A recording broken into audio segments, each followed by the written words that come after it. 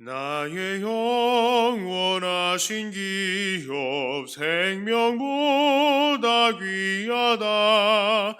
나의 갈 길 다가도록 나와 동행하소서. 주께로 가까이 주께로 가오니 나의 갈 길 다가도록 나와 동행하소서. 세상 부귀한 일함과 모든 명예 버리고 험한 길을 가는 동안 나와 동행하소서.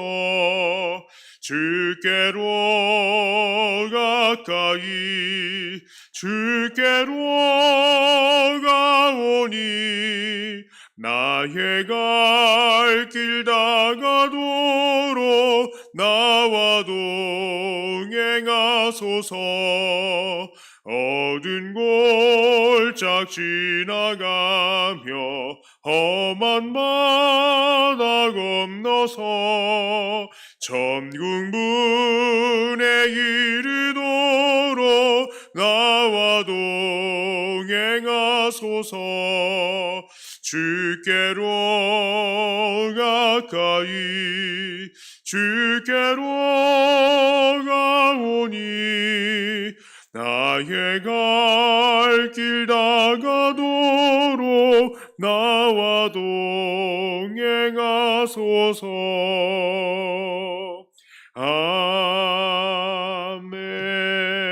아멘. 하나님 말씀은 사무엘상 31장 1절부터 6절까지의 말씀입니다.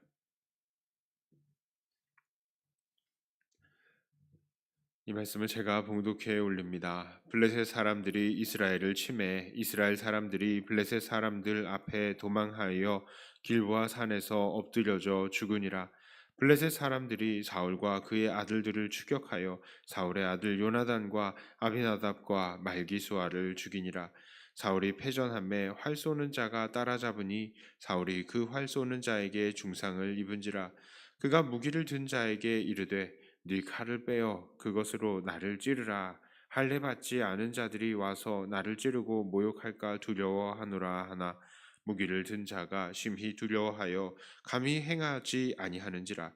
이에 사울이 자기의 칼을 뽑아서 그 위에 엎드러짐에 무기를 든 자가 사울이 죽음을 보고 자기도 자기 칼 위에 엎드러져 그와 함께 죽으니라. 사울과 그의 세 아들과 무기를 든 자와 그의 모든 사람이 다 그날에 함께 죽었더라. 아멘. 제가 좋아하는 영화가 있습니다. 그 이름은 황산벌이라는 영화예요.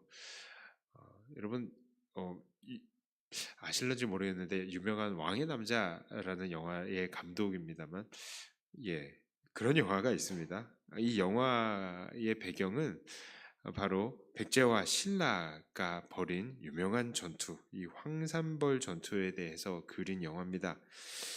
그 영화 중에 잊지 못할 장면이 있는데요. 그것은 이 계백 장군이 출전하기 전에 그 아내와 자식들을 불러서 사약을 먹으라고 종용을 하는 장면입니다.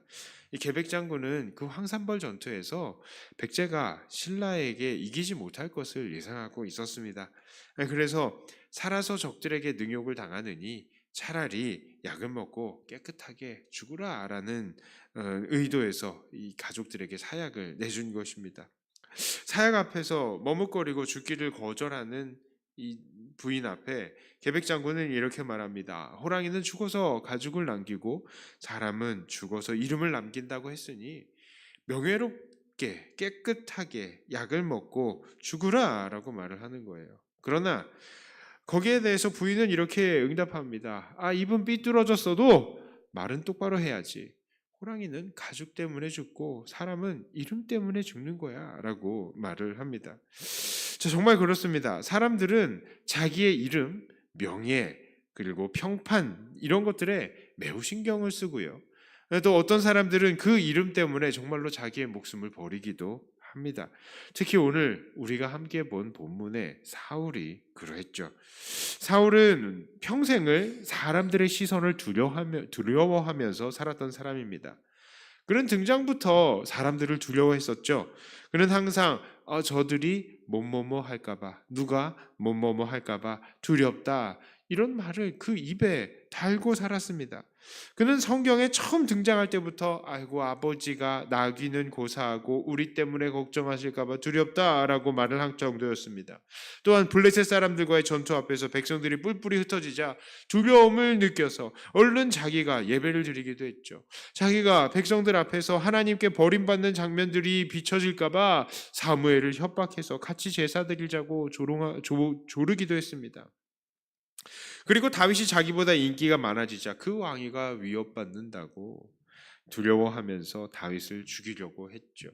그런데 그는 죽는 순간까지 지금 사람을 두려워하고 있어요. 죽음을 앞둔 사울은 4절 초반에 뭐라고 얘기합니까?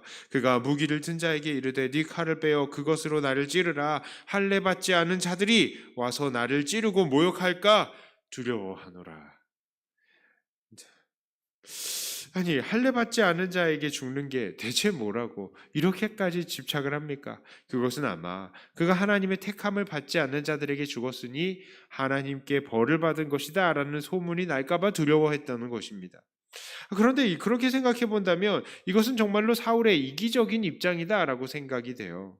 만일 할례 받지 않은 자에게 죽임을 당하는 것이 그렇게 두려운 것이라면 그는 어떻게 행동해야 마땅했겠습니까?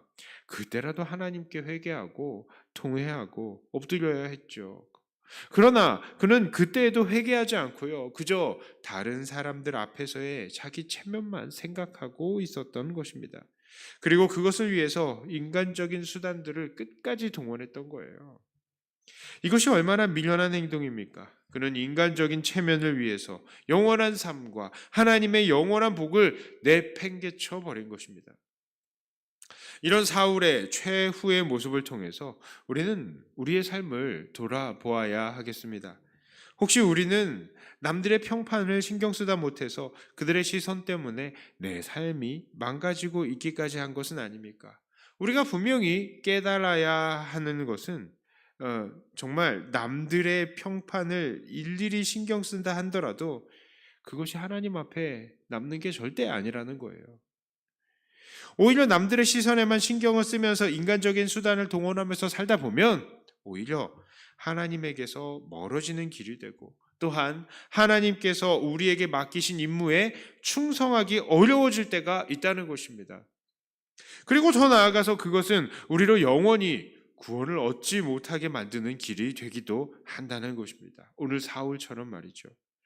우리가 함께 보아왔던 삶이 정말 그러했습니다. 사울은 사람들의 시선을 중요하게 여겼어요. 어떻게 해서든지 사람들의 인기를 얻어서 자기의 왕위의 자리를 굳건하게 하려고 했었고 죽는 순간까지 자기의 명예를 중요하게 생각했습니다. 그러나 그렇게 사람들을 신경 쓰느라고 하나님으로부터 멀어졌고 하나님께서 그에게 맡겨주신 왕의 직무에도 충성하지 못했던 것입니다. 하나님께서 왕을 시켜주셨으면 왕의 직분에 충성하면 될 것이지 사람들의 인기에 신경 쓰면서 살다가 결국에는 사람들의 인기도 잃고 하나님께서 주신 직분도 충실히 행하지 못하고 결국 오늘 본문 같은 비참한 죽음까지 맞아야 했던 것입니다. 그리고 분명히 이러한 사울은 하나님의 구원을 얻지 못했을 것입니다. 그는 하나님보다 사람을 더 사랑하는 사람이었으니 하나님을 사랑하는 자들에게 주어지는 구원이란 그에게 있을 수 없는 일이죠. 또한 사울은 그렇게 한평생 사람들의 시선을 의식하면서 살았음에도 정말 자기가 원하는 그런 칭찬과 명성을 얻었습니까? 절대 그렇지 않죠. 그는 하나님 의식하지 않고 사람만 의식하다가 결국 자기 때문에 가족도 다 죽게 만들고 그의 군대와 그 지역에 큰 패배를 안겨주었습니다. 그리고 지금도 우리에게 이렇게 욕을 먹고 있는 거예요. 사울은 사람들 평판을 신경 썼지만 결국 그가 얻은 것은 실패와 악평밖에 없었던 것입니다. 하나님께서 왕의 임무를 주셨으면 하나님 앞에서 왕의 직분에만 충실하게 수행하면 되는 것이었는데 이렇게 사람의 평가에 신경 쓰다가 그는 하나님과 사람들 앞에서 악평만 얻게 된 거예요. 자, 그렇다면 우리가 신경 써야 할 것은 무엇이 되어야 하겠습니까? 사람들의 평가가 아닌 하나님의 평가인 것입니다. 사람들의 평가에 너무 신경 쓰지 마시길 바래요. 누군가 나에 대해서 수근수근 뒷말하고 다니면 어떻습니까? 그러면 어때요? 이 세상에는 그렇게 뒷말을 하는 사람이 있을 수밖에 없어요. 절대 그런 것입니다. 없을 수가 없습니다. 왜냐하면요, 세상은 너무나 넓고 다양한데 우리는 모든 사람을 다 만족시킬 수 없기 때문입니다. 저만 해도 그래요. 누군가는 윤지훈 목사님은 설교 준비에만 충실히 하세요. 그렇게 얘기하는 사람도 있지만 또 누군가는 목사님 신방을 하세요. 그렇게 이야기하는 사람도 있습니다. 그리고 또 누군가는 목사님 좋은 목소리 놔두고 찬양 왜 안 합니까? 열심히 찬양하세요. 합니다. 또 누군가는 목사님 좀 일들을 잘 정리해서 우리 교회가 차근차근 이 행정적인 부분들을 좀 잘 해나갔으면 좋겠습니다. 그렇게 이야기를 합니다. 그러나 저는 솔직하게 그 모든 걸 다 잘 해나갈 능력이 없습니다. 그러니 제가 선택할 수 있는 게 한정적인 것이고요. 이것에 내가 뭔가를 하겠다라고 결정을 해서 그 길로 밀고 나가면 나머지 것들을 충족시키지 못하는 것이죠. 그러면 여기에 대해서 실망하는 사람들이 분명히 나오는 겁니다. 그렇습니다. 사람들의 평판에 너무 시달리지 마시기를 바라요. 물론 다른 사람들의 조언에 귀를 기울이면서 내가 죄를 저지르는 부분이 있으면 그게 지적이 되면 바꿔야 하는 게 당연한 것이지만 그렇지 않은 부분에서 내가 보완할 수 없는 부분이나 내 신념에 맞지 않는 부분에서 이것까지 계속 좌지우지된다? 이런 필요는 없습니다. 우리는 그런 부분에서는 당당해야 하는 거예요. 최선만 다하면 되는 것입니다. 우리는 그냥 하나님께서 맡기신 일들에 묵묵히 최선만 다하면 됩니다. 그냥 하나님의 명령에 순종하는 마음과 선한 의도와 선한 방법으로 일들이 진행이 되었는데도 일이 잘못되었다. 그러면요, 우리는 사람들의 평가에 신경 쓸 이유가 없는 거예요. 나에 대한 평가는 하나님께서 하실 것이기 때문입니다. 우리가 그런 사람들의 평가 다 두려워하다 보면요, 우리는 오히려 하나님께서 주신 우리의 임무에 충성할 수 없게 되는 것이죠. 이제 말씀을 정리하겠습니다.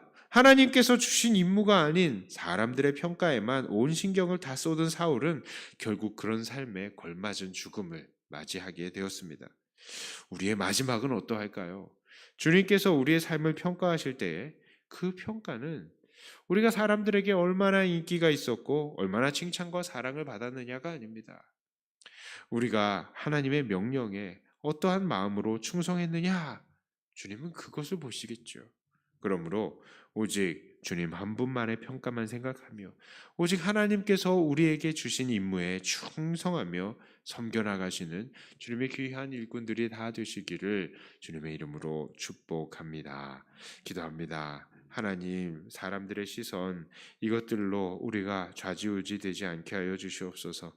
오직 우리를 바라보시는 그리고 우리를 평가하시는 주님 앞에 우리가 늘 엎드리게 하여 주시고 주님의 기준으로 일하고 주님을 위해서 최선만 다하는 우리들이 되게 해 주시옵소서. 사실 사람들이 두려우기도 할 것이지만 하나님이 사람들 두려워하다가 우리가 그들과 같이 멸망할까 두렵사오니 주여 우리의 시선은 오직 우리 주님에게만 고정되어 있을 수 있게 해 주시옵소서. 하나님, 시간이 참 빨리 지나갑니다. 벌써 이제 10월이 다 가고 11월이 새롭게 다가옵니다. 빠른 세월 정말 하나님 앞에 우물쭈물하지 않게 하여 주시고 하나님을 위해서만 다름질해 나가는 우리들이 되게 해 주시옵소서. 하나님께서 오늘 이 기도의 시간도 붙드시고 온전히 주님께서 기뻐하시는 기도로 하나님 앞에 올려드릴 수 있는 우리가 되게 해 주시옵소서. 예수님 이름으로 기도드리옵나이다.